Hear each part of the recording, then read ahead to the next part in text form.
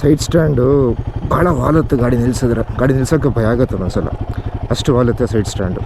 Main stand design ತುಂಬ ಕೆಟ್ಟದಾಗಿದೆ. ನನ್ನ ಹತ್ರ ಟೈಗರ್ 800 ಇದೆ. ಟೈಗರ್ 800 ಇನ್ಫ್ಯಾಕ್ಟು ಮೈನ್ ಸ್ಟ್ಯಾಂಡ್ ಹಾಕೋದಕ್ಕೆ ಭಾಳ ಈಸಿ. ಆಫ್ರಿಕಾ ಟ್ವಿನ್ನು ನಮ್ಮ ಫ್ರೆಂಡ್ದು ಬರ್ತಿದೆ ಇಲ್ಲಿ ಅಪಾರ್ಟ್ಮೆಂಟಲ್ಲಿ. ಆಫ್ರಿಕಾ ಟ್ವಿನ್ನು ಮೈನ್ ಸ್ಟ್ಯಾಂಡ್ ಮೇಲೆ ಹಾಕೋದಕ್ಕೆ ಭಾಳ ಈಸಿ. ಇದು ಭಾಳ ಕಷ್ಟ. ಸೊ ಡಿಸೈನ್ ಸರಿ ಇಲ್ಲ ಮೈನ್ ಸ್ಟ್ಯಾಂಡ್ದು. ಗಾಡಿ ಸ್ವಲ್ಪ ಗರೀಚ್ ಆಗಿದೆ, ಯಾಕಂದರೆ ಮೊನ್ನೆ ಆಫ್ ರೋಡಿಂಗ್ ಹೋಗಿ ಬಂದಿದ್ದಾರೆ HSR ಎಂಟರ್ಪ್ರೈಸಸ್ ಅವರು. ಸೊ ನಾನು ಗಾಡಿ ತೊಳೆದಿಲ್ಲ, ಹಾಗೆ ತೊಗೊಂಬಂದೆ. ಅವರು ಗಾಡಿ ತೊಳ್ಕೊಡ್ಲಿಲ್ಲ. ತೊಳ್ಕೊಡ್ತೀನಿ ಅಂತ ಹೇಳಿದ್ರೆ ಟೈಮ್ ಇಲ್ಲ, ಹಾಗೆ ಕೊಟ್ಬಿಡಿ ಅಂದೆ. ಬೆಳಿಗ್ಗೆ ತಾನೇ ಚೈನ್ ಲೂಬ್ ಮಾಡಿದೆ.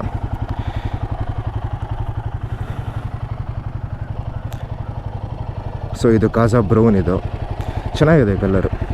ಗಲೀಜಾದರೆ ತುಂಬ ಚೆನ್ನಾಗಿ ಕಾಣುತ್ತೆ ಗಾಡಿ. ಇದು ಎಕ್ಸಾಸ್ಟ್ ಮಾತ್ರ ಭಾಳ ಚಿಕ್ಕದಾಗಿದೆ ಅಪ್ಪ. ತುಂಬ ಮಿನಿಮಲಿಸ್ಟಾಗಿ ಕೊಟ್ಟಿದ್ದಾನೆ, ಚೆನ್ನಾಗಿ ಕೊಟ್ಟಿದ್ದಾನೆ. ಒಂದೇ ಪ್ರಾಬ್ಲಮ್ಮು ಚಿಕ್ಕ ಎಕ್ಸಾಸ್ಟ್ದು, ಶಾರ್ಟ್ ಎಕ್ಸಾಸ್ಟ್ದು ಏನು ಅಂದರೆ ಪ್ಯಾನಿಯರ್ ಹ್ಯಾಕ್ಸ್ ಹಾಕ್ಬಿಟ್ಟು ಸಾಫ್ಟ್ ಪ್ಯಾನಿಯರ್ಸ್ ಏನಾದರೂ ಹಾಕಿದ್ರೆ ಎಕ್ಸಾಸ್ಟ್ ಕರೆಕ್ಟಾಗಿ ಪ್ಯಾನಿಯರ್ಸ್ ಕೆಳಗಡೆ ಬರುತ್ತೆ. ಸೊ ಸಾಫ್ಟ್ ಬ್ಯಾಗ್ಸ್ ಸ್ವಲ್ಪ ಏನಾದರೂ ಹೀಟ್ ಆಗುತ್ತಾ, ಸುಡುತ್ತಾ ಅಂತ ಒಂದು ಭಯ. ಗಾಡಿ ಮೇಲೆ ಕೂತ್ಮೇಲೆ ಒಂಥರ ಬಿಗ್ ಬೇಗ್ ಫೀಲಿಂಗ್ ಬರುತ್ತೆ, ಸುಳ್ಳೇನಿಲ್ಲ. ಅಪ್ ಟು ಇಥನಾಲ್ 20 ಅಂತ ಹಾಕಿದ್ದಾರೆ ನೋಡಿ, ಕಂಪ್ಯಾಟಿಬಲ್ ಇದು. ಸೈಜು ಟ್ಯಾಂಕುದು ದೊಡ್ಡದಾಗಿದೆ. ಮುಂದೆ ಒಂದಷ್ಟು ಮೋಟರ್ ಸೈಕಲ್ ಚೆನ್ನಾಗೇ ಇದೆ, ಮ್ಯಾಸಿವ್ ಆಗಿದೆ. ನನ್ನ ಮುಂದೆ ಡಿಸ್ಪ್ಲೇ ಚೆನ್ನಾಗಿದೆ. ಡಿಸ್ಪ್ಲೇ ಕೂಡಿಸಿರೋ ಹ್ಯಾಂಗಲ್ ಆಗಲಿ, ವಿಧಾನ ಆಗಲಿ ಮತ್ತು ಶೇಪ್ ಆಗಲಿ ಭಾಳ ಸೊಗಸಾಗಿದೆ. ಚಿಕ್ಕ ವಿಂಡ್ ಸ್ಕ್ರೀನ್ ಕೊಟ್ಟಿದ್ದಾನೆ, ತುಂಬ ಚೆನ್ನಾಗಿದೆ. ವಿಂಡ್ ಸ್ಕ್ರೀನ್ ಬಿಡಿ ಏನೂ ಮಾಡೋಕ್ಕೋಗಲ್ಲ ಅನಿಸುತ್ತೆ ನನಗೆ ಅನಿಸೋ ಪ್ರಕಾರ. ಬಟ್ ಲೈಟಾಗಿ ಸ್ವಲ್ಪ ವಿಂಡ್ ತೆಗಿಬೋದೇನೋ, ಬಟ್ ಅಷ್ಟೊಂದೇನು ಕೆಲಸ ಮಾಡಲ್ಲ. ಬಟ್ ತುಂಬ ಚೆನ್ನಾಗಿದೆ wind screen, smoke wind screen ಬೇರೆ. ನಮಸ್ಕಾರ ಗೆಳೆಯರೇ, ನಮಸ್ಕಾರ ಯೂಟ್ಯೂಬ್. ಶೇಖರ್ ಈ ಕಡೆ, welcome back to my channel. ತಾರೀಕು ಬಂದು 26 ಡಿಸೆಂಬರ್, ಬೆಳಗ್ಗೆ 7:12 ನಾನು ನೋಡ್ಬೋದು ಹಿಮಾಲಯನ್ 450 ಮೇಲೆ ಇದ್ದೀನಿ. ಹಿಮಾಲಯನ್ 450 ಎಲ್ಲ ಬರೀ ಹಿಮಾಲಯನ್ ಅಷ್ಟೇ. ಅದ್ರ ಮೇಲೆ ನಾನು ಒಂದು ದೊಡ್ಡದಾಗೆ ಒಂದು ಟೆಸ್ಟ್ ರೈಡ್ಗೆ ಹೋಗ್ತಾ ಇದ್ದೀನಿ. ಗಾಡಿ ಯಾರ್ದು ಅಂದರೆ HSR ಎಂಟರ್ಪ್ರೈಸಸ್ದು, ರಾಜಾಜಿನಗರ್. ಸೊ ಅವರು ನನಗೆ ಗಾಡಿ ಕೊಟ್ಟಿದ್ದಾರೆ. ಟೆಸ್ಟ್ ರೈಡ್ ಮಾಡ್ಕೊಂಬನ್ನಿ ಅಂತ. ಆ್ಯಕ್ಚುಲಿ ನಾನು ಮಧ್ಯಾಹ್ನ ಗಾಡಿ ಕೊಟ್ಟರು ನನಗೆ, ಬಟ್ ನಾನು ಮಧ್ಯಾಹ್ನ ಹಾಸ್ಪಿಟ್ಲಿತ್ತು, ಹಂಗಾಗಿ ನಾನು ತೊಗೊಳೋಕ್ಕಾಗಲಿಲ್ಲ. ರಾತ್ರಿ ಬಂದಿದ್ದು 11 ಗಂಟೆ ಆಯಿತು.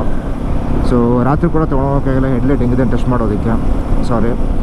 ಸೊ ಬೆಳಗ್ಗೆ ಎದ್ದು ಇವಾಗ ಸ್ವಲ್ಪ ರೆಡಿಯಾಗಿ ಹೊರಟೆ ನನಗೆ ಒಂದು ಟೆಸ್ಟ್ ರೈಡ್ ಮಾಡೋದಕ್ಕೆ. ಸೊ ಹತ್ತಿರ ಒಂದು ಮಧ್ಯಾಹ್ನ ಇವತ್ತು ಸಂಜೆವರೆಗೂ ಗಾಡಿ ನನ್ನ ಹತ್ರನೇ ಇರುತ್ತೆ. ಬಟ್ ಇಲ್ಲಿ ಇವತ್ತು ಹಾಸ್ಪಿಟ್ಲ್ ಇದೆ 2 ಗಂಟೆಗೆ. ಸೊ ಹಂಗಾಗಿ 2 ಗಂಟೆ ಮುಂಚೆನೇ ಗಾಡಿ ಅವರು ಕೊಟ್ಬಿಟ್ಟು ನಾನು ಹಾಸ್ಪಿಟ್ಲಿಗೆ ಹೋಗಬೇಕು. ಬನ್ನಿ ಒಂದು ಸ್ಮಾಲ್ ಲಾಂಗೆಸ್ಟ್ ಟೆಸ್ಟ್ ರೈಡ್ ಹೋಗಿ ಬರೋಣ. ಗಾಡಿ ಬಿಗ್ ಬ್ಯಾಗ್ ಥರ ಫೀಲ್ ಆಗುತ್ತೆ. ವೆಯ್ಟು ಗಾಡಿ ತಳ್ಳಬೇಕಾದ್ರೆ ಆ ಕಡೆ ಈ ಕಡೆ ತುಂಬ ಫೀಲ್ ಆಗುತ್ತಾ, ಏನು ಜಾಸ್ತಿ ಏನು ಫೀಲ್ ಆಗೋಲ್ಲ. ಏನಕ್ಕೆ ಅಂದರೆ ನಾನು ಅಕಸ್ಟಮ್ಡು ಬಿಗ್ ಬ್ಯಾಗ್ಸ್ಗೆ. ನನ್ನ ಹತ್ರ Hayabusa ಇದೆ, ನನ್ನ ಹತ್ರ ಟೈಗರ್ 800 ಇದೆ. ಅದಕ್ಕಿಂತ ಮುಂಚೆ GSX 750 ಎಲ್ಲ ಇತ್ತು. ಸೊ ನನಗೇನು ವೆಯ್ಟ್ ಏನು ಜಾಸ್ತಿ ಅನಿಸಿಲ್ಲ. ಇನ್ಫ್ಯಾಕ್ಟ್ ವೆಯ್ಟ್ ಪರವಾಗಿಲ್ಲ, ಮ್ಯಾನೇಜಬಲ್ ಅನಿಸುತ್ತೆ. ಗಾಡಿ ತಳ್ಳೋದಕ್ಕೂ, ಗ್ಯಾರೇಜಲ್ಲಿ ಆ ಕಡೆ ಈ ಕಡೆ ಗಾಡಿ ಪಾರ್ಕ್ ಮಾಡೋದಕ್ಕೂ ಏನು ತೊಂದರೆ ಏನಾಗಲ್ಲ. ಬಟ್ ಗಾಡಿ ಬಿಗ್ ಬೈಕ್ ಫೀಲ್ ಅಂತೂ ಕೊಡುತ್ತೆ. ಟ್ಯಾಂಕ್ ತುಂಬ ಹ್ಯೂಜ್ ಆಗಿದೆ. ನನ್ನ ಮುಂದೆ ಗಾಡಿ ಸಿಕ್ಕಾಪಟ್ಟೆ ಗಾಡಿ ಇದೆ ಅನಿಸುತ್ತೆ. ಕನ್ಸೋಲ್ ತುಂಬ ಚೆನ್ನಾಗಿದೆ, ನೋಡ್ತಿರ್ಬೋದು ನೀವು. TFT ಕನ್ಸೋಲು. ಕತ್ಲಾದ್ರೆ ಅದಷ್ಟು ಡಾರ್ಕ್ ಆಗುತ್ತೆ, ಬೆಳಕಾದ್ರೆ ಅದಷ್ಟು ವೈಟ್ ಆಗುತ್ತೆ. ಸೆನ್ಸರ್ ಕೂಡ ಇದೆ. ವಿಂಡ್ಶೀಲ್ಡ್ ಮುಂದೆ ಕೊಟ್ಟಿರೋದು ಶೋಕಿಗೆ ಅನಿಸುತ್ತೆ, ಅಷ್ಟು ಬಿಟ್ಟರೆ ಬೇರೆ ಏನು ಕೆಲಸ ಮಾಡಲ್ಲ. ಸ್ಮೋಕ್ಡ್ ಇದೆ, ಚೆನ್ನಾಗಿ ಕಾಣುತ್ತೆ. HSR ಎಂಟರ್ಪ್ರೈಸಸ್ಸಿಂದ ಮನೆ ಗಾಡಿ ತೊಗೊಂಬರ್ಬೇಕಾದ್ರೆ ಫಸ್ಟ್ ನಾನು ನೋಟಿಸ್ ಮಾಡಿದ್ದು ಏನು ಅಂದರೆ ರೈಡಿಂಗ್ ಪೊಸಿಷನ್ನು ತುಂಬ ಕಂಫರ್ಟಬಲ್ ಆಗಿದೆ. ಬಟ್ ಫುಟ್ ಪೇಕ್ಸ್ ನಂಗೆ ಟೇಸ್ಟ್ ಪ್ರಕಾರ ಸ್ವಲ್ಪ ರೇರ್ ಸೆಟ್ ಇದೆ ಅನಿಸುತ್ತೆ. ಆಮೇಲೆ ಸೀಟು ತುಂಬ ಸ್ಪೇಷಿಯಸ್ ಆಗಿದೆ, ಇಲ್ಲ ಅಂತ ಹೇಳಲ್ಲ. ಸೀಟ್ ಸ್ಕೂಪು ಹೇಗಿದೆ ಅಂದರೆ ಅದು ನನ್ನ ಮುಂದೆ ತಳ್ಳುತ್ತೆ ನನ್ನ ಕೂತ್ಕೊಂಡ್ರೆ. ಹಿಂದೆ ಕೂತ್ಕೊಂಡ್ರೆ ನಾನು ಸ್ವಲ್ಪ ಏನೋ ಒಂಥರ ಅಷ್ಟು ಕಂಫರ್ಟಬಲ್ ಇಲ್ಲ ಅನಿಸುತ್ತೆ. ಬಟ್ ಸ್ವಲ್ಪ ಮುಂದೆ ಬಂದರೆ ಫುಲ್ ಕಂಫರ್ಟಬಲಾಗಿ ಕೂತ್ಕೊತೀನಿ. ಸೊ ಸೀಟಿಂಗ್ ಏನೋ ನನಗೆ ಅಷ್ಟೊಂದೇನು ಇಷ್ಟ ಆಗಿಲ್ಲ. ಬಟ್ ಸೀಟಿಂಗ್ ಮೆಟೀರಿಯಲ್ ಎಲ್ಲ ಚೆನ್ನಾಗಿದೆ, ಕುಷನ್ ಚೆನ್ನಾಗಿದೆ. ಬಟ್ ಅದು ಸೀಟ್ ಶೇಪ್ ಇಷ್ಟ ಆಗಲಿಲ್ಲ. ನಾನು ಹಾಕಿರೋದು ಸೀಟ್ ಹೈಟು ಮ್ಯಾಕ್ಸಿಮಮ್ ಸೀಟ್ ಹೈಟಲ್ಲಿದೆ, ಏನೋ 845 mm ಅಂತ ಹೇಳ್ತಾರೆ. ಕ್ಲಚ್ಚು ಭಾಳ ಲೈಟಾಗಿದೆ, ಫಸ್ಟ್ ಫೀಲ್ ಮಾಡಿದ್ದು ನಾನು. ಕ್ಲಚ್ ಬೈಟ್ ಕೂಡ ಚೆನ್ನಾಗಿದೆ, ತೊಂದರೆ ಇಲ್ಲ. ಆಮೇಲೆ ಇನ್ನೂ ಒಂದು ಮೇಜರ್ ಅಬ್ಸರ್ವೇಷನ್ ಏನಂದರೆ, ನಾನು ಫಸ್ಟ್ ಗಾಡಿ ತೊಗೊಂಡು ಸ್ವಲ್ಪ ಒಂದು 100-200 ಮೀಟ್ರ್ ಹೋಗಿದ ತಕ್ಷಣ ಫೀಲ್ ಆಗಿದ್ದು ನನಗೆ ಲೋ ಎಂಡ್ ಕರೆಂಟು ಸ್ವಲ್ಪ ಕಮ್ಮಿ ಇದೆ ಅನ್ನಿಸ್ಬಿಡ್ತು ನನಗೆ. ಎಲ್ಲಿವರೆಗೂ ಹತ್ತಿರ ಒಂದು 3.5 to 4K RPM ತುಂಬ ಕಮ್ಮಿ ಇದೆಯಾ, ಜೀವನ ಮಾಡೋಕ್ಕಾಗಲ್ವಾ? ಇಲ್ಲ, ಅಷ್ಟು ಆ ಥರ ಏನಿಲ್ಲ. ಬಟ್ ಕಮ್ಮಿ ಅಂತೂ ಅನ್ನಿಸ್ತು ನನಗೆ ಫಸ್ಟು ಇಂಪ್ರೆಷನ್ ನೋಡಿದ ತಕ್ಷಣವೇ, ಅದನ್ನು ಓಡಿಸಿದ ತಕ್ಷಣವೇ. ನಾನು ಬಟ್ ಒಂದು 4 ಕಿಲೋಮೀಟ್ರ್ ಓಡಿಸ್ಕೊಂಬಂದಲ್ಲ, ಒಂದು 2 ಕಿಲೋಮೀಟ್ರ್ ಆಗಿದ ತಕ್ಷಣ ಅಡ್ಜಸ್ಟ್ ಆಗಿಬಿಟ್ಟೆ ಅದು ಲೋ ಆ್ಯಂಡ್ ಕರೆಂಟಿಗೆ ನಾನು. ಗಾಡಿ ಏನಾದರೂ ಆಫ್ ಆಗಿಬಿಡುತ್ತಾ, ಗಾಡಿ ಸ್ಟಾಲ್ ಆಗಿಬಿಡುತ್ತಾ ಲೋ RPM ಅಲ್ಲಿ ಅಂತ ಕೇಳಿದ್ರೆ ನೀವು, ಇಲ್ಲ ಸ್ಟಾಲ್ ಏನು ಆಗಲ್ಲ, ಬಟ್ ಸ್ವಲ್ಪ ಕಮ್ಮಿ ಅಂತೂ ಅನಿಸುತ್ತೆ. ಸೊ ಸಮ್ವೇರ್ ಬಿಟ್ವೀನ್ ತುಂಬ ಜಾಸ್ತಿನೂ ಇಲ್ಲ, ಎಲ್ಲಿ ನಿಮಗೆ ವಾವ್ ಅನಿಸೋ ಥರ, ಮತ್ತು ತುಂಬ ಕಮ್ಮಿನೂ ಇಲ್ಲ, ಎಲ್ಲಿ ನಿಮಗೆ ಸ್ಟಾಲ್ ಆಗೋ ಥರ ಇನ್ ಬಿಟ್ವೀನ್ ಇದೆ ಅನಿಸುತ್ತೆ ನನಗೇನು ಲೋ ಆ್ಯಂಡ್ ಕರೆಂಟು. ನೋಡಿ 3rd ಗೇರಲ್ಲಿ ಇದ್ದೀನಿ, 33 ಹೋಗುತ್ತೆ, ಚೆನ್ನಾಗಿ ಹೋಗುತ್ತೆ, ಲಗ್ಗೇನಾಗಲ್ಲ. ಬಟ್ ಗೊತ್ತಾಗುತ್ತೆ ಅಯ್ಯೋ ಲೋ ಆ್ಯಂಡ್ ಕರೆಂಟ್ ಇಲ್ವಲ್ಲ ಅಂತ, ಬಟ್ ಲಗ್ಗೇನಾಗಲ್ಲ, ಆರಾಮಾಗಿ ಇಳ್ಕೊಂಡು ಹೋಗುತ್ತೆ ಗಾಡಿ. ಸ್ವಲ್ಪ ಅಡ್ಜಸ್ಟ್ ಆಗಬೇಕಷ್ಟೇ ಅದಕ್ಕೆ.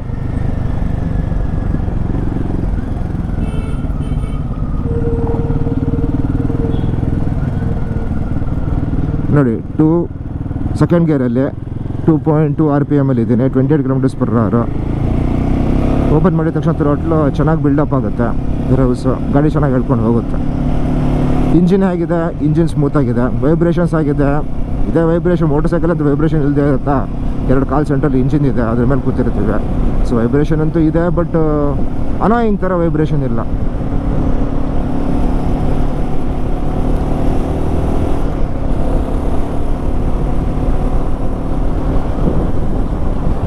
ಮಿರರ್ಸು ಚಿಕ್ಕದಿದೆ, ಬಟ್ ಅದೇನೋ ಚಿಕ್ಕದಿದ್ರೂ ಒಳ್ಳೆ ವ್ಯೂ ಕಾಣಿಸುತ್ತೆ, ಹಿಂದ್ಗಡೆ ಚೆನ್ನಾಗಿ ತೋರಿಸುತ್ತೆ, ತೊಂದರೆ ಇಲ್ಲ.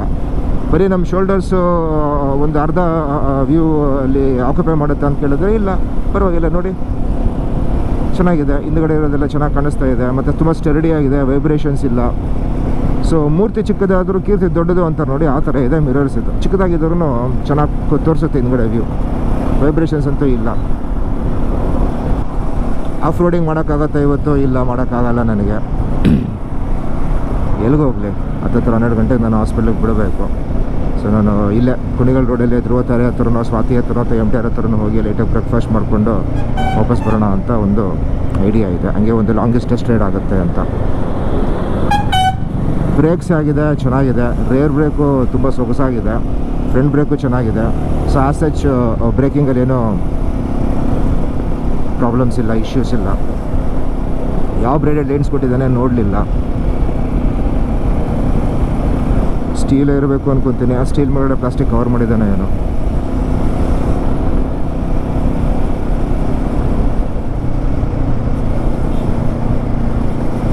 ಹಳೆ ಹಿಮಾಲಯ ಕಂಪೇರ್ ಮಾಡಿದ್ರೆ ಲೋ ಆ್ಯಂಡ್ ಕರೆಂಟ್ ಭಾಳ ಕಮ್ಮಿನೇ ಬಿಡಿ, ಇಲ್ಲ ಅಂತ ಹೇಳಲ್ಲ.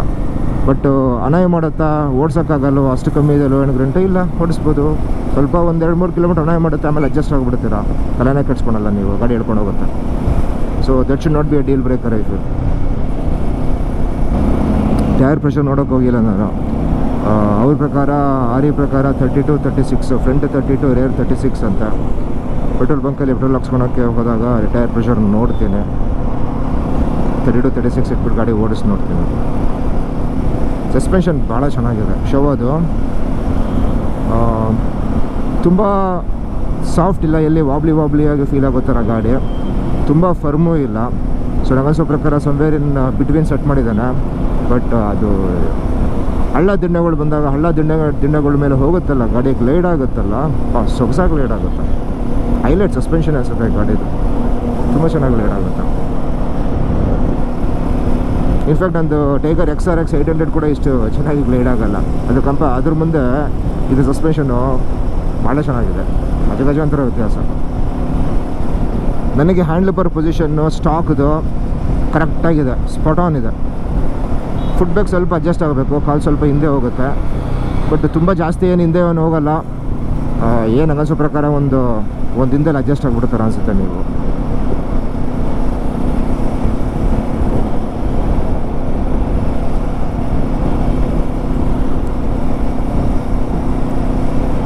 ನೋಡಿ 4 RPM ಅಲ್ಲಿ 5th ಗೇರಲ್ಲಿ 68 km/h ಹೋಗ್ತಾ ಇದ್ದಾನೆ.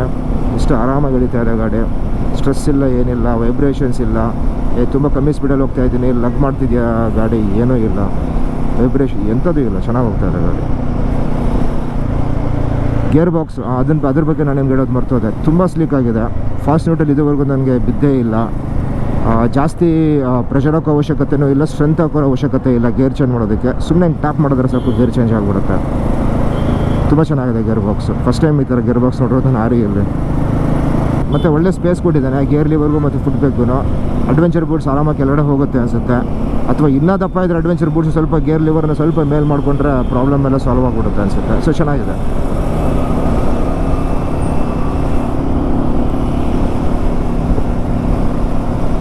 ಬ್ರೇಕ್ ಲಿವರು ಅಷ್ಟೇ ಕರೆಕ್ಟಾಗೇ ಇದೆ. ನಾನು ಅಡ್ವೆಂಚರ್ ಬೂಟ್ಸನ್ನು ಹಾಕಿಲ್ಲ, ಬಟ್ ಒಂಥರ ಅಡ್ವೆಂಚರ್ ಬೂಟ್ಸೇ ಅಂದ್ಕೊಳ್ಳಿ ಇದನ್ನು, ಈಕ್ವಲೆಂಟ್ ಟು ದಟ್. ನೋಡ್ಬೋದು ನೀವು ಸೋಲ್ ತುಂಬ ತಿಕ್ಕಾಗಿದೆ ಮತ್ತು ಮುಂದೆ ಅದರದ್ದು ಶೂಸ್ ಗರ್ತು ಕೂಡ, ಟೋಸ್ ಹತ್ರ ಇರೋ ಗರ್ತು ಕೂಡ ಸ್ವಲ್ಪ ದಪ್ಪನೇ ಇದೆ. ಆ ಥರ ಇದ್ರೂ ನಾನೇನಾದರೂ ಫುಟ್ ಬ್ರೇಕ್ ಮೇಲೆ ರೈಟ್ ಲೆಗ್ ಇಟ್ಟಿರ್ತೀನಲ್ಲ, ಬ್ರೇಕ್ ಮೇಲೆ ಜಾಸ್ತಿ ಪ್ರೆಷರ್ ಬಿದ್ದಿರಲ್ಲ. ಸೊ ಆ ಬ್ರೇಕ್ ಲಿವರ್ ಕೂಡ ಕರೆಕ್ಟಾಗಿ ಅಡ್ಜಸ್ಟ್ ಮಾಡಿದ್ದಾರೆ. ರೇರ್ ಬ್ರೇಕ್ ಲಿವರ್ ಕೂಡ ತೊಂದರೆ ಇಲ್ಲ. ಚೆನ್ನಾಗಿ ಕ್ರೂಸ್ ಆಗುತ್ತಾ ಅಂತ ನೋಡ್ತೀನಿ. ಸ್ಟ್ರೆಸ್ಸಲ್ಲಿ ಕ್ರೂಸ್ ಆಗುತ್ತಾ, ವಿತೌಟ್ ಸ್ಟ್ರೆಸ್ಸಲ್ಲಿ ಕ್ರೂಸ್ ಆಗುತ್ತಾ ನೋಡ್ತೀನಿ. 120 km/h ಅಲ್ಲಿ. ಯಾಕಂದರೆ ನಾವು ನಮ್ಮದು ಸ್ವೀಟ್ ಸ್ಪಾಟ್ ಬಂದು 110 to 120 ಅಲ್ವಾ ಹೈವೇಯಲ್ಲಿ. ನಾನು ಯೂಶ್ವಲಿ ಇನ್ನೊಬ್ರು ಹಿಂದೆ ಹಾಕೊಂಡು ನಾನು ಟೂರ್ ಮಾಡಲ್ಲ. ನಾನು ಒಬ್ಬನೇ ಅದ್ರ ಮೇಲೆ ಹತ್ತಿರ ಒಂದು 10 kg ಲಗೇಜ್ ಇದ್ದರೆ ಹೆಚ್ಚು. ನಂದು ತುಂಬ ಕಮ್ಮಿ ಲಗೇಜೆಲ್ಲ ಟೂರ್ ಮಾಡೋದು ನಾನು. ಸೊ ಒಬ್ಬೊಬ್ಬರೇ ಟೂರ್ ಮಾಡೋರಿಗೆ ಗಾಡಿ ಹೆಂಗಿದೆ, ಲಗೇಜ್ ಹಾಕ್ಕೊಂಡು ಒಬ್ಬರೇ ಟೂರ್ ಮಾಡೋರಿಗೆ ಗಾಡಿ ಹೆಂಗಿದೆ, ಸ್ಪೀಡ್ ಹೆಂಗೆ ಮೇಂಟೈನ್ ಆಗುತ್ತೆ ಹೈವೇಲಿ ಅಂತ ನಾನು ಹೆಂಗೆ ಹೇಳ್ತೀನಿ ಇವತ್ತು. ಗಾಡಿ ತುಂಬ ನಿಂಬಲಿದೆ. ನೀವು ಟರ್ನಿಂಗ್ ರೇಡಿಯಸ್ ನೋಡಿದ್ರೆ ನೀವು ಆಶ್ಚರ್ಯ ಪಟ್ಬಿಡ್ತೀರ. ಫುಲ್ ಕಟ್ ಆಗುತ್ತೆ, ಫುಲ್ ಬೆಂಡ್ ಆಗುತ್ತೆ ಹ್ಯಾಂಡ್ಲ್ ಬಾರು. ಸ್ಟಾಕ್ ಟೈರ್ಸು C8 ಅವ್ರದ್ದು, ಬಟ್ ತುಂಬ ಚೆನ್ನಾಗಿದೆ. ಒಳ್ಳೆ ಗ್ರಿಪ್ ಇದೆ ಟಾರ್ಮಾಕ್ ಮೇಲೆ. ಫ್ರಂಟ್ ಎಂಡು 21 inches ಇದ್ರೂ ಫೀಲೇ ಆಗಲ್ಲ 21 inch ಅಂತ. ಫೀಡ್ಬ್ಯಾಕ್ ಕೂಡ ಚೆನ್ನಾಗೇ ಇದೆ. ತುಂಬ ನಿಂಬಲಿದೆ ಗಾಡಿ. ಮತ್ತು ಫ್ರಂಟ್ ಏನಾದರೂ ವಾಶ್ಔಟ್ ಆಗಿಬಿಡುತ್ತಾ, ಆ ಥರ ಏನಾದರೂ ಫೀಲಿಂಗ್ ಬರುತ್ತಾ? ಇಲ್ಲ, ಗ್ರಿಪ್ ಚೆನ್ನಾಗೇ ಇದೆ 21 inch ಆದ್ರೂ. ಸೊ ಟೈರ್ ಚೆನ್ನಾಗಿದೆ ಅನಿಸುತ್ತೆ. ಟೈರ್ ಗಾಡಿ ತೊಗೊಂಡಿದ ತಕ್ಷಣ ಟೈರ್ ಚೇಂಜ್ ಮಾಡಿಸೋ ಅವಶ್ಯಕತೆ ಇಲ್ಲ ಅನಿಸುತ್ತೆ. ಓಡಿಸ್ಬೋದು. ಬಟ್ ಅದು ಥ್ರೆಡ್ ಪ್ಯಾಟರ್ನ್ ನೋಡಿದ್ರೆ ಏನು ಪಕ್ಕ ಆಫ್ ರೋಡಿಂಗ್ ಟೈರ್ ಥರ ಕಾಣುತ್ತಾ ಅಂತ ಕೇಳಿದ್ರೆ ಇಲ್ಲ, ಕಾಣಿಸಲ್ಲ. ಏನೊಂದು 15-20% ಆಫ್ ರೋಡಿಂಗ್ ಮಾಡ್ಕೋಬೋದು. ಇನ್ನು 80% ರೋಡ್ದನ್ನ. ತುಂಬ ಜನ ಅದೇ ತಾನೇ ಮಾಡೋದು. ಆಫ್ ರೋಡಿಂಗ್ ಹುಡ್ಕೊಂಡು ಹಂಗೆ ಮಾಡೋವರೆಗೆ ಮೋಸ್ಟ್ಲಿ ಟೈರ್ ಚೇಂಜ್ ಮಾಡ್ಕೋಬೇಕಾಗುತ್ತೆ.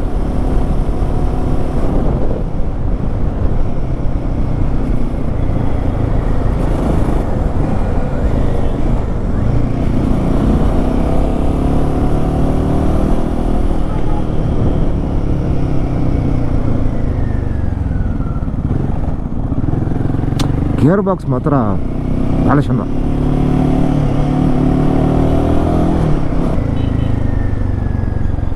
ಬ್ರೇಕ್ ಚೆನ್ನಾಗಿದೆ, ಫ್ರಂಟ್ ಬ್ರೇಕು ಚೆನ್ನಾಗಿದೆ, ರೇರ್ ಬ್ರೇಕು ಚೆನ್ನಾಗಿದೆ. ಒಳ್ಳೆ ಬೈಟ್ ಇದೆ, ಒಳ್ಳೆ ಫೀಡ್ಬ್ಯಾಕ್ ಇದೆ.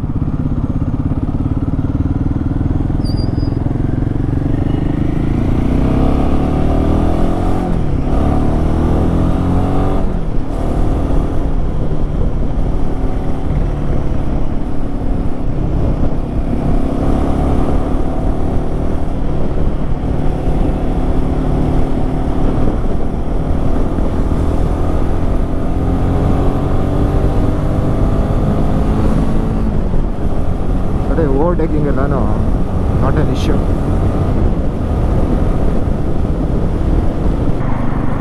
ನೋಡಿ, 5th ಗೇರು 3 RPM ಅಲ್ಲಿದ್ದೇನೆ. 55 km ಹೋಗ್ತಾ ಇದೆ.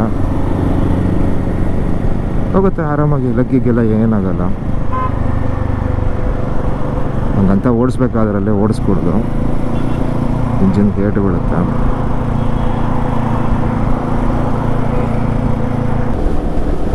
ನೋಡಿ, 6th ಗೇರಲ್ಲಿ 5 RPM ಅಲ್ಲಿ 100 km/h ಕ್ರೂಸ್ ಮಾಡ್ತಾ ಇದ್ದೀನಿ.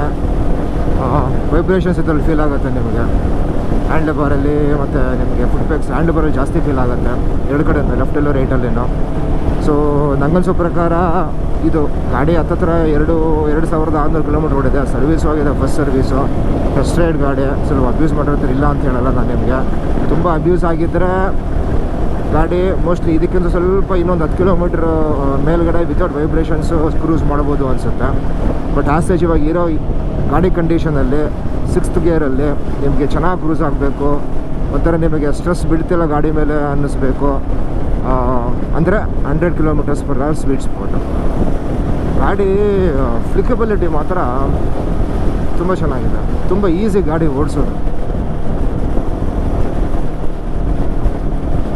ಜಾಸ್ತಿ ಇನ್ಪುಟ್ ಕೊಡಬೇಕು, ಗಾಳಿ ಎಳಿಬೇಕು, ಲೆಫ್ಟಿಗೆ ರೈಟಿಗೆ ಗಾಡಿ ತಿರುಗೋದಕ್ಕೆ. ಫ್ರಂಟ್ ವೀಲ್ ತುಂಬ ದೊಡ್ಡದಿದೆ, 21 inch. ಫೀಡ್ಬ್ಯಾಕ್ ಇಲ್ಲ, ನನಗೆ ಗಾಬರಿ ಆಗುತ್ತೆ ನನಗೆ ಆ ಥರ ಎಲ್ಲ. ಏನಿಲ್ಲ, ಒಳ್ಳೆ ಫೀಡ್ಬ್ಯಾಕ್ ಇದೆ ಫ್ರಂಟ್ 21 ಸೆಕ್ಷನ್. ಅಂದರೆ ನಿಮಗೆ 17 ಇಂಚ್ ಟಯರಲ್ಲಿ ಫೀಡ್ಬ್ಯಾಕ್ ಇರುತ್ತೆ, ಅಷ್ಟೆಲ್ಲ ಎಕ್ಸ್ಪೆಕ್ಟ್ ಮಾಡಬೇಡಿ. ಬಟ್ ಡೀಸೆಂಟಾಗಿದೆ 21 ಇಂಚ್ ಫ್ರಂಟ್ ವೀಲ್ಗೆ ಫೀಡ್ಬ್ಯಾಕು.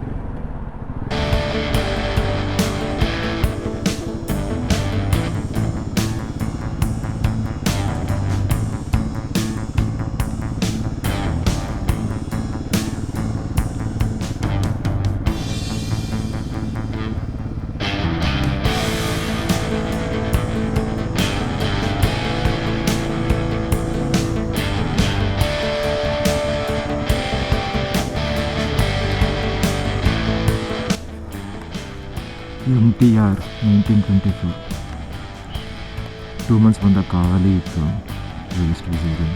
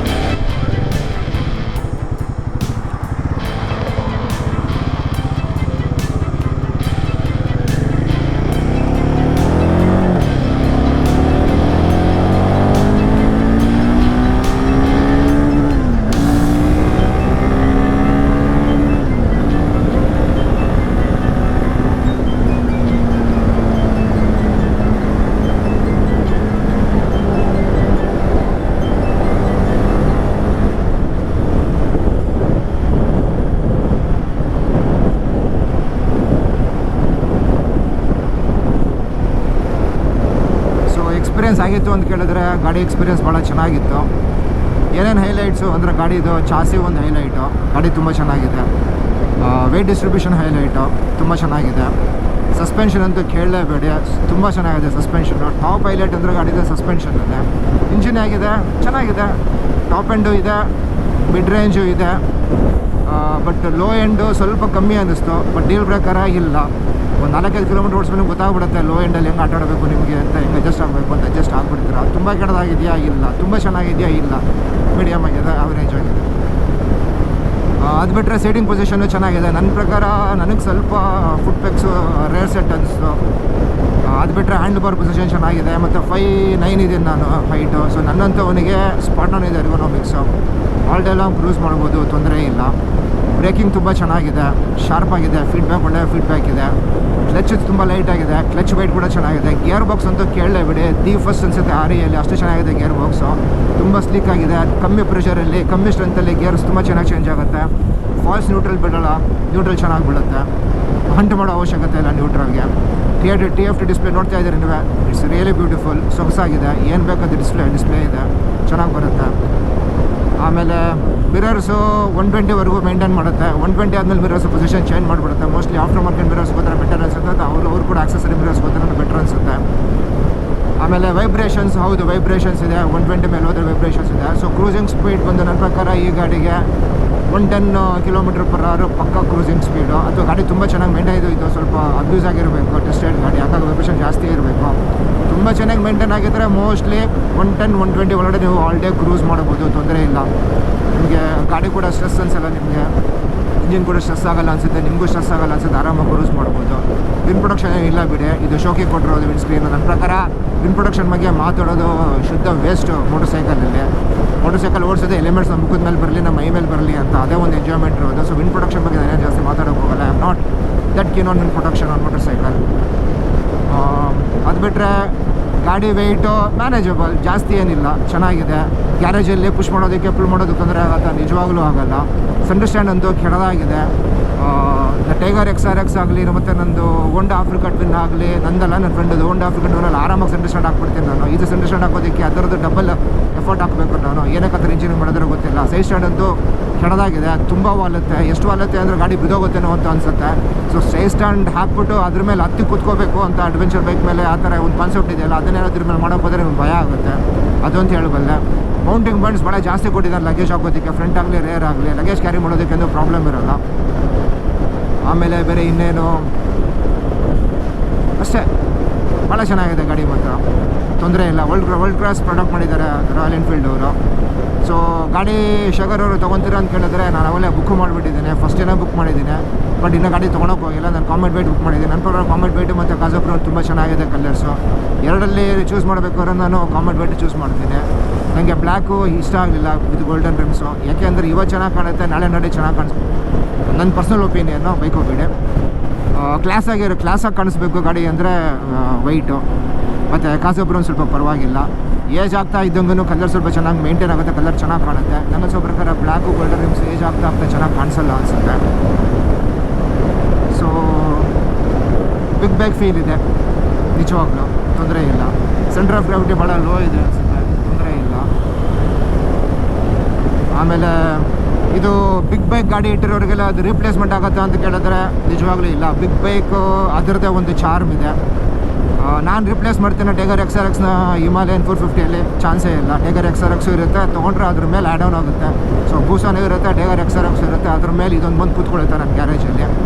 ನಾನು ಈ ನಾರ್ಮಲ್ ಹಿಮಾಲಯನ್ ತೊಗೊಳಕ್ಕೆ ಹೋಗಲ್ಲ, ರ್ಯಾಲಿ ವರ್ಷನ್ ವೆಯ್ಟ್ ಮಾಡ್ತೀನಿ. ಯಾಕೆ ನಂತರ XRX ಇದೆ ಟೂರಿಂಗ್ ಮಾಡೋದಕ್ಕೆ, ಸ್ವಲ್ಪ ಆಫ್ ರೋಡಿಂಗ್ ಮಾಡೋದಕ್ಕೆ. ಪಕ್ಕ ಆಫ್ ರೋಡಿಂಗ್ ಮಾಡಲೇಬೇಕು ನಾನು ಅಂತೇನಾದರೂ ಹೇಳಿದ್ರೆ ಆವಾಗ ನಾನು ರ್ಯಾಲಿ ಹಿಮಾಲಯನ್ ತೊಗೊಂಡೋಗೋಣ ಅಂತ ನನಗೆ ಐಡಿಯಾ ಇರೋದು. ಲಗೇಜ್ ಕ್ಯಾರಿ ಮಾಡೋದ್ರ ಮೇಲೆ ರ್ಯಾಕ್ಲೆಸ್ ಲಗೇಜ್ ಕ್ಯಾರಿ ಮಾಡೋ ಸಿಸ್ಟಮ್ ಬರುತ್ತೆ, ಸಾಫ್ಟ್ ಪ್ಯಾನಿಯರ್ಸ್ ಇರೋದು, ಅದು ತೊಗೊಂಡು ಹಾಕ್ಕೊಂಡು ಟೂರ್ ಮಾಡ್ಬೋದು, ತೊಂದರೆ ಇಲ್ಲ. ಹೈಟು ನನಗೆ ಕರೆಕ್ಟಾಗಿದೆ.